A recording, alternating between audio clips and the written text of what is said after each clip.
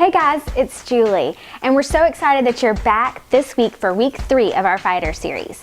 Last week, Pastor Justin talked about when we turn our hearts towards our parents, it'll help us turn our hearts towards God. And I think this is so important. When we honor our parents, we are honoring God. And he also talked about a challenge that he gave to us, a way to learn how to deal better with your parents. First thing was start listening. Hard to do, but when you do it, there are some rewards. So start listening to your parents. And when you're listening, a lot of times you'll realize that you agree with them on 1, maybe 2 or 3 things. Like the reason that you can't go here is because of this, this, and this. And a lot of times that'll help your relationship build when you realize, hey, I agree with them on this 1 thing or 2 things. The other thing is stop talking. First of all, when we're talking, we're not listening. Second of all, when we're talking, we kind of tend to get ourselves into trouble. So hopefully you guys were able to kind of zip it up and listen a little bit more. And the last thing that he talked about was the fact that you don't always have to be right. Hey, I'm guilty of this too. I want to be right all the time, but that just can't happen. So hopefully you guys were able to realize, hey, our parents are older than us. They have more wisdom than us. So hopefully you were able to apply these things to your life. And we've got some more good stuff for you coming up right now, week 3, The Fighter. Okay, just admit it. Families are strange. Each one has its own habits, quirks, and traditions. Oh yeah, and its fair share of problems. Go ahead and face the facts. No family is perfect. You're bound to run into some conflict when you're living with mom and dad, or mom and a stepdad, or stepmom and dad, or dad, his girlfriend, your grandma, and your Uncle Rusty. And don't forget about your siblings, step-siblings, half-siblings, and random kids from your dad's second marriage. They're no walk in the park either. But in the midst of all that, somebody's got to step up. Take the lead and fight for those relationships.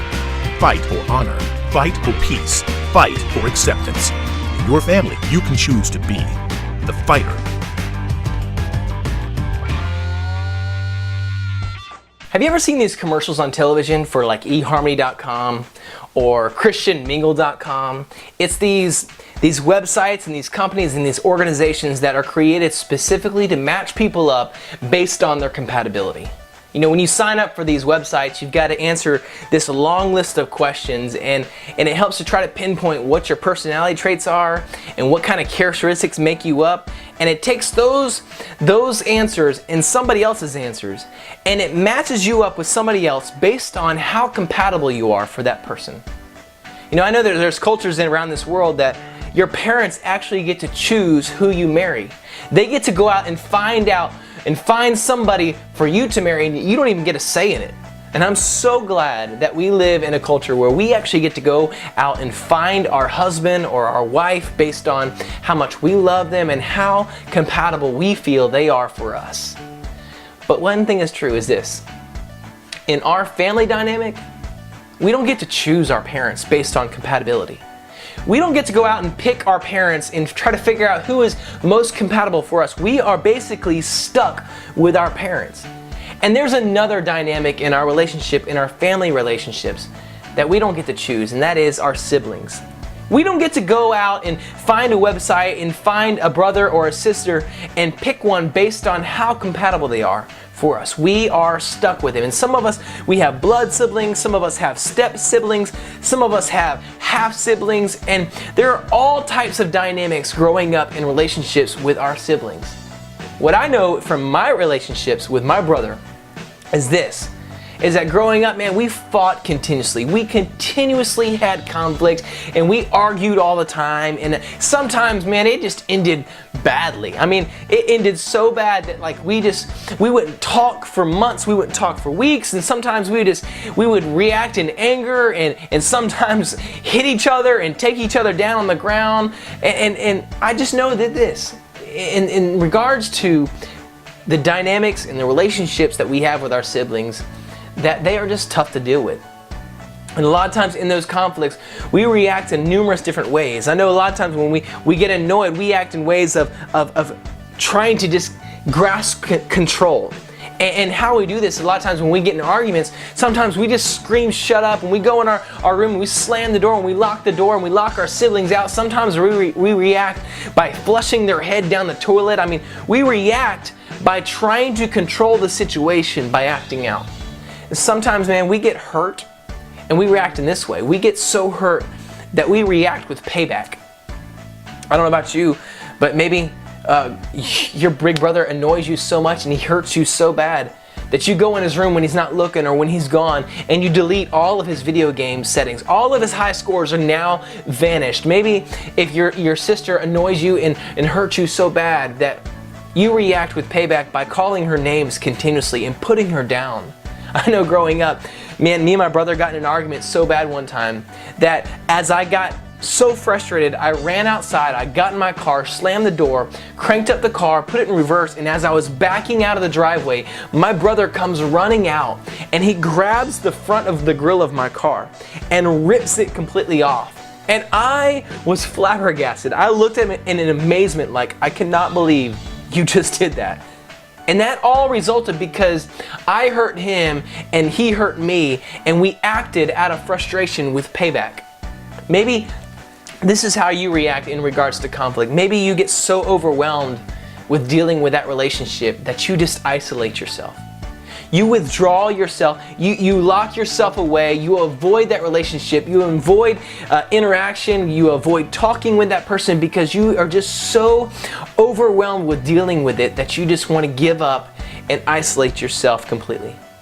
Well, I want to ask this question is, how's that working for you?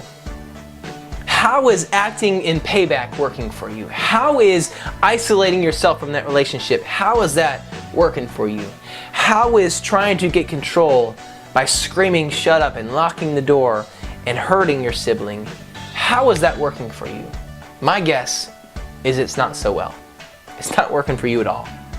And so I want to turn to the Bible and I want to ask, what does God have to say about this? What does Jesus have to say about how we treat our sibling? In Matthew 5:43, he says, "You've heard it was said, love your neighbor and hate your enemy." As harsh as it seems, I mean, to call our sibling our enemy, it's probably not that far from the truth in some sense.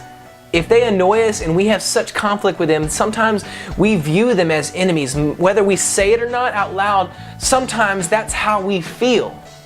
And Jesus, he's saying this in front of an audience, and the audience is listening to them, and they're probably nodding their head in agreement, thinking, yeah, love your neighbor, yeah, hate your enemy, I'm totally on board. But all of a sudden, Jesus drops a bomb on them, and he says this, "But I tell you, love your enemies, and pray for those who persecute you, that you may be sons of your Father in heaven." His charge is quite simple. Love for them and pray for them. Love your siblings, pray for your siblings. Love them and pray for them. I mean, I know this is crazy. Some of you guys are thinking, man, I don't even love my best friends and pray for them that much. Now you're asking me to do that for my siblings, and my challenge to you is this, and the reason is this, is I heard about this story one time, and it's about this brother dynamic that took place. This brother named Mike and a brother named Dave. And see, Mike was a junior in high school, and Dave, he was a 7th grader. And Dave, he had polio and he had cystic fibrosis, and so he had some limitations in his mobility, and he couldn't move as well as his brother is. But his brother Mike, he was a junior in high school, and every day after school, he and his friends would go to this basketball yard, and they would play basketball. And in order to figure out who the teams were going to be, they would shoot free throws. And as they shoot these free throws, that would determine who the captains were, and those captains would begin to choose who the team members were. Well, one day, Dave decided he wanted to play. Dave, even though he had polio and cystic fibrosis, he decided, listen, today I want to play basketball. I know I can't play as well, and I know I can't move as well as these guys, but I want to play.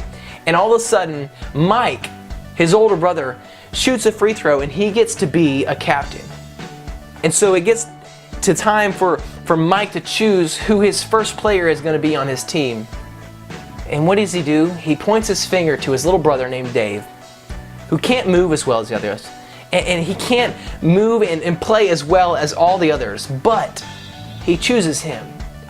And Dave walks over out of amazement to his brother Mike, and buries his head in his stomach and just begins to start weeping. You see, Mike didn't choose Dave because he was the best basketball player. Mike chose Dave because he loved him. He loved him. And the point I want to get across is this: acceptance is so powerful. When we accept our siblings and we love them and we pray for them because we accept them, man, it is so powerful, and it will change your life and the dynamic of your relationships. And so I want to give you 2 challenges, and that is simply this: I want you to pray for them.